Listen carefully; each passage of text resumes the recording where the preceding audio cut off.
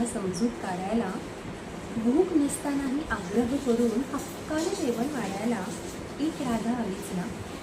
कुणीच नसतं आपलं असं एकाकीपण भरायला, कुणीच नसतं आपलं असं एकाकीपण भरायला, नकळत ओघळणारे दोन अश्रू तळहात आवर भरायला एक राधा हवीच ना. श्वास होतात मंद मंद, श्वास होतात मंद मंद, धडधड नुसती ऐकायला, शांत निवांत शेवटाला सुरेल भैरवी गायला एक राधा हवीच ना.